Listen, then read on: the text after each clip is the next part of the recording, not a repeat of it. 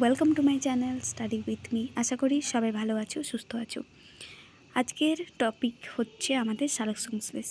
তোমাদেরকে আমরা আগেই বলেছি যে এএনএম জিএনএম 2024 বা তোমাদের যে আরও আদার্স কম্পিটিটিভ এক্সাম আছে যেখানে তোমাদের বায়োলজি সাবজেক্টটা কিন্তু গুরুত্বপূর্ণ, সেসব এক্সামের জন্য তোমরা এই চ্যানেলটা ফলো করতে পারো, যেখানে তোমরা টপিক ওয়াইজ বিভিন্ন ধরনের সাবজেক্টের ক্লাস পেয়ে যাবে। মেন হচ্ছে তোমার এএনএম জিএনএম এন্ট্রান্স এক্সামের।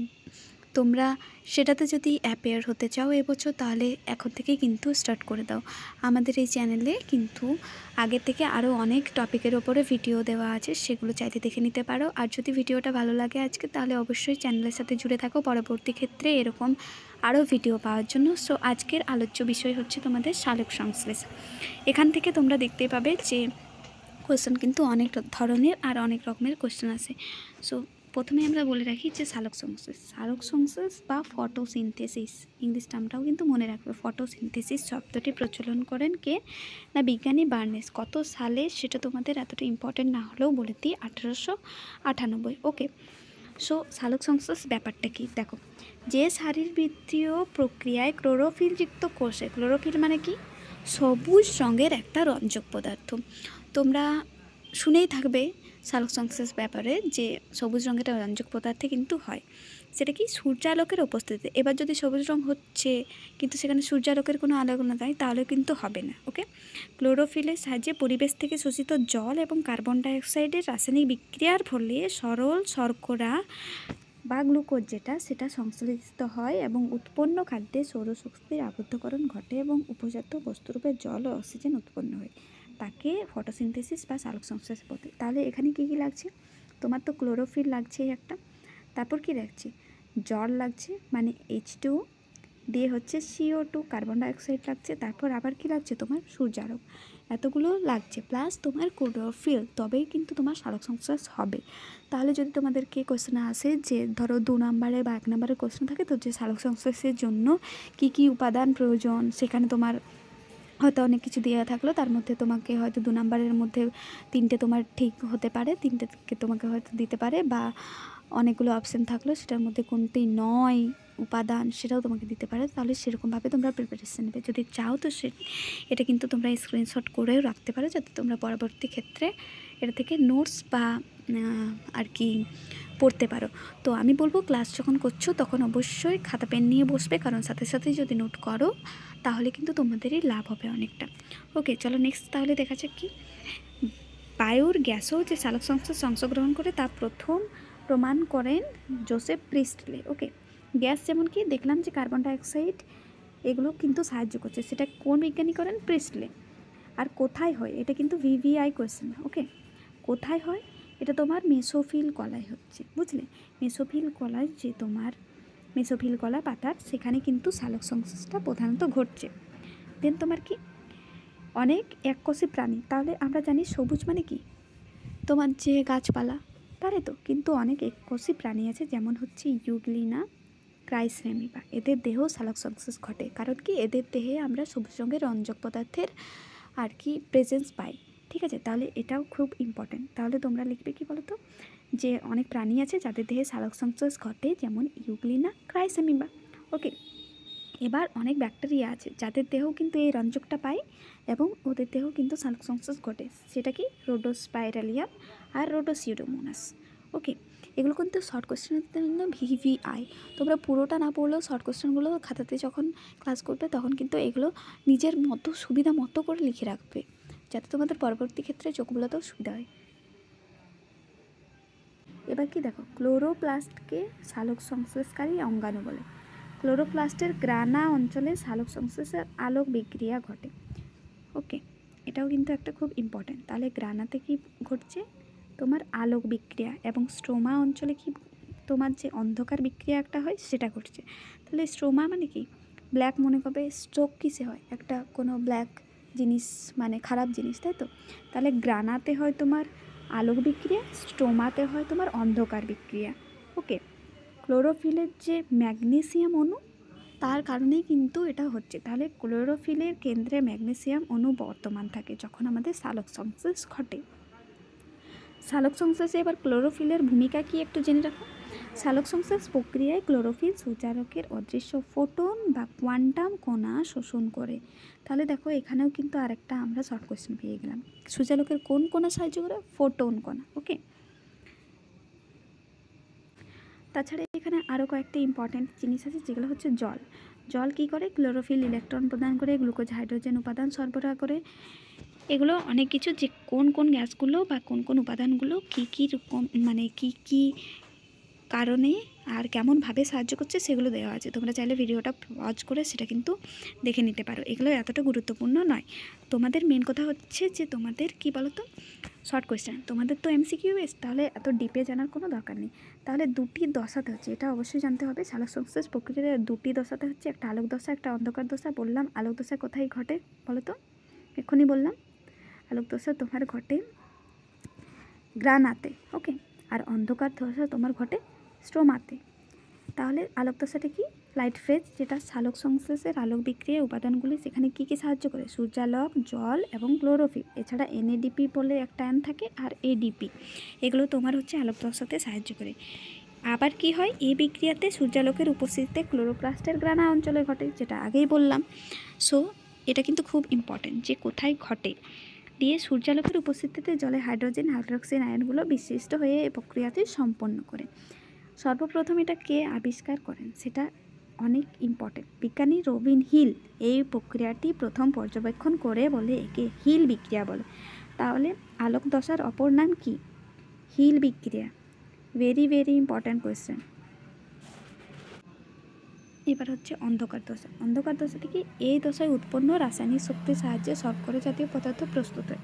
এক্ষেত্রে কি হয় বলো তো? বিজ্ঞানী ব্ল্যাকম্যান যে আছে তিনি এটি প্রথম লক্ষ্য করেন। ওকে, বিজ্ঞানী ব্ল্যাকম্যান, ঠিক আছে। এগুলো তোমরা খুব ভালোভাবে মনে রাখবে, নিজের মতো করে নোটস তৈরি করবে, ছোট ছোট করে লিখবে খাতাতে। এখানে কি কি সাহায্য করছে? কার্বন ডাইঅক্সাইড, RUDP, NADPH এবং ATP। ওকে, আর এটা কোথায় হচ্ছে? স্ট্রোমাতে, আগেই বলা হয়েছিল। দিয়ে তোমার এখানে কি হচ্ছে? ATPকে এনার্জি কারেন্সি বলা হয়। তো এই যে ATP, এডিশন ট্রাইফসফেট, সেটা কি হচ্ছে? একে কি বলা হচ্ছে? Energy currency. ওকে, দেন তোমার কি হচ্ছে? বায়ুমণ্ডলে বিভিন্ন গ্যাসীয় উপাদানের স্বাভাবিক তাপমাত্রা। এটা নর্মাল কোয়েশ্চেন আছে, সাধারণত নাইট্রোজেনটাই আসে। এটা 77 থেকে 78 বলতে পারো। তাহলে অক্সিজেন তোমার 20%-এর মতো, নাইট্রোজেন 77, কার্বন ডাইঅক্সাইড 0.03, এটাও কিন্তু খুব ভাইটাল জলীয় বাষ্প। তারপর অন্যান্য গ্যাস পার্সেন্টেজগুলো চাইলে লিখে দিতে পারো। তো ভাইটাল হচ্ছে তোমার oxygen, nitrogen and carbon dioxide. Okay, then তোমার চলে আসছে যে ব্যাকটেরিয়া আর সালোক সংশ্লেষ। ওকে, ব্যাকটেরিয়া, বিভিন্ন ধরনের তো ব্যাকটেরিয়া আছে, তাদের কীরকমভাবে সালোক সংশ্লেষ হয়? সবুজ স্বভোজী ব্যাকটেরিয়া যেমন হচ্ছে তোমার কি কি? সালফার ব্যাকটেরিয়া, ক্লোরোবিয়াম ব্যাকটেরিয়া, ক্লোরোব্যাকটেরিয়াম প্রভৃতি, তাদের দেহে ব্যাকটেরিয়া ক্লোরোফিল থাকে। তার কারণে কি হয়? সূর্যালোকের উপস্থিতিতে তাদের দেহ থেকে গৃহীত যে কার্বন ডাইঅক্সাইড সেটা এবং তোমাদের যে হাইড্রোজেন সালফাইড সেটা যে বিক্রিয়া করে তাদের মধ্যে সালোক সংশ্লেষ ঘটায়। তাহলে বিভিন্ন স্বভোজী ব্যাকটেরিয়ার দেহেও কিন্তু আমরা সালোক সংশ্লেষ দেখতে পাই। সেটা কি? তাদের নামগুলো তোমরা খাতাতে সুন্দরভাবে নোট ডাউন করবে। ওকে, এবার দেখো, ক্লোরোসিস বলে একটা রোগ হয়। ক্লোরোফিলের অভাবে একটা ক্লোরোসিস রোগ হয়। কি? লৌহা, ম্যাঙ্গানিজ, তারপর তোমার হচ্ছে ম্যাগনেসিয়াম, নাইট্রোজেন, এই যে খনিজ, এগুলোর অভাবে ক্লোরোসিস সংশ্লেষিত হয় না উদ্ভিদের দেহে। তাই তাদের যে সবুজ অংশটা সেটা কি হয়ে যায়? বিবর্ণ, অর্থাৎ হলদে হয়ে যায়। সেটাকে কি বলছে? ক্লোরোসিস। তাহলে ক্লোরোসিস কি হয়? সাধারণত মানে যেটা মেন সেটা হচ্ছে ম্যাগনেসিয়ামের অভাবে। ওকে, ম্যাগনেসিয়ামের অভাবে যখন সবুজ উদ্ভিদের ফ্যাকাসে হয়ে যায়, উদ্ভিদগুলো হলদে হয়ে যায়, সেটাকে আমরা বলছি ক্লোরোসিস। সেটা কিন্তু ম্যাগনেসিয়ামের অভাবে হচ্ছে। ওকে, দিয়ে এই যে কোয়ান্টাম বা ফোটন করা, সেটা তোমাদের কি হচ্ছে বলো তো? তোমাদের যে সূর্যালোক থেকে যে সূর্যালোক, সেটার ফোটন কণাটা কিন্তু সালোক সংশ্লেষে সাহায্য করছে। সালোক সংশ্লেষের সাথে সাথে আরেকটা জিনিস হয়, সেটা হচ্ছে শ্বসন। ওকে, শ্বসন বা সেটাকে কি বলা হচ্ছে? রেসপিরেশন। শ্বসনটা তাহলে কি জিনিস? যে জৈব রাসায়নিক প্রক্রিয়ায় কোষস্থ খাদ্য জারিত হয়ে ম্যাগনেসিয়ামের উপস্থিতিতে বা অনুপস্থিতিতে, অর্থাৎ এখানে কি বলো তো, অক্সিজেনের উপস্থিতি থাকতেও পারে আবার নাও পারে। খাদ্যস্থ স্থিতিক শক্তি গতীয় বা তাপ শক্তিতে রূপান্তরিত মুক্ত হয় এবং কার্বন ডাইঅক্সাইড উৎপন্ন হয়, তাকে শ্বসন বলে। তাহলে এটাতে কি হচ্ছে, মেন তোমার হচ্ছে যে এখানে কার্বন ডাইঅক্সাইড উৎপন্ন হচ্ছে শ্বসনে। ওকে, সো কি কারণে হচ্ছে আর কোথায় কোথায় হচ্ছে, কাদের দেহে হচ্ছে? দেখো, প্রতিটি সজীব কোষে শ্বসন দিন রাত ঘটে। যারা জীবন্ত তাদের দেহে কিন্তু শ্বসন ঘটছে, যেমন আমরা, তারপর হচ্ছে তোমার উদ্ভিদেরও তো প্রাণ আছে, তো তাদের দেহে কোথায় শ্বসনের স্থান কোথায়? তাহলে সজীব কোষে। সময় কি? দিন রাত, অর্থাৎ সারাক্ষণ তোমার শ্বসন ঘটছে। কোষে অঙ্গাণু কি? মাইটোকন্ড্রিয়া উপস্থিত কিন্তু থাকতে হবে। এ নিয়ে কোষ বা কোষের সমস্ত অঙ্গাণু নিয়ে ক্লাস আছে আমাদের ক্লাসে, মানে আমাদের চ্যানেলে। তোমরা চাইলে চ্যানেলে ভিজিট করে দেখে নিতে পারো। আর যদি ভালো লাগে ভিডিওটা, অবশ্যই চ্যানেলের সাথে জুড়ে থাকবে, আর অবশ্যই একটা লাইক করে দিও, যাতে তোমাদের জন্য এরকম আরও সুন্দর সুন্দর ভিডিও নিয়ে আসতে পারে। সো এবার শ্বসন বস্তু কি? প্রধানত গ্লুকোজ, অর্থাৎ গ্লুকোজ তোমার এনার্জির জন্য তো গ্লুকোজ চাই।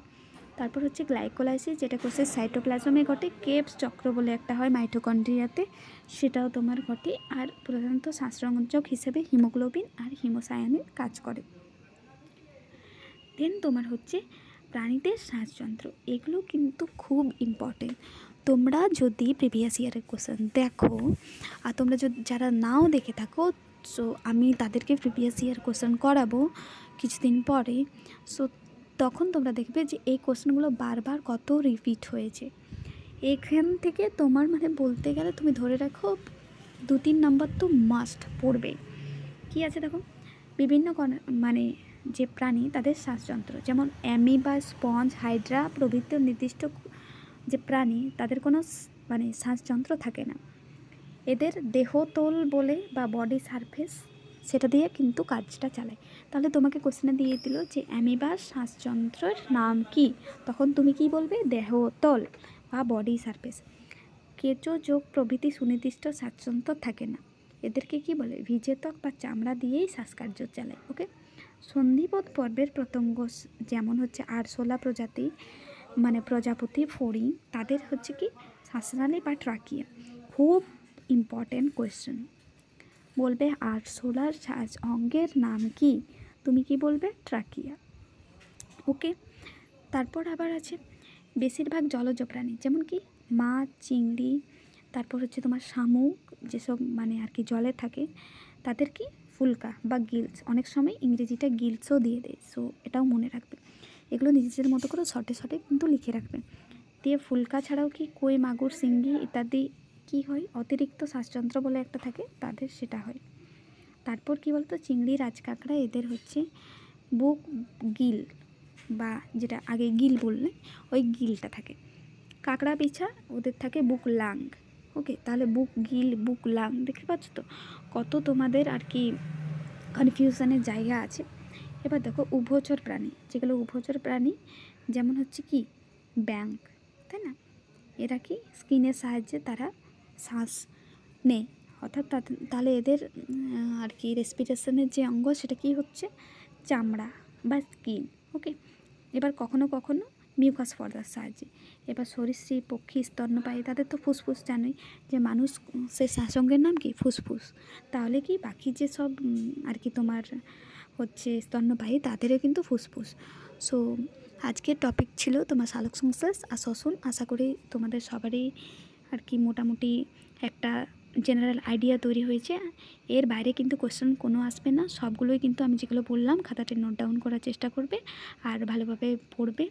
দেখবে এখন থেকে তোমরা যদি একটু একটু করে পড়ে রাখো, তাহলে তোমাদের কিন্তু এক্সামে কোনো ঘাটতি হবে না, আর তোমরা কিন্তু অনায়াসে তোমাদের একটা সিট পেয়ে যাবে। সো থ্যাংক ইউ ভিডিওটা পুরোটা দেখার জন্য। আশা করি তোমাদের কিছু না কিছু হলেও হেল্প হবে।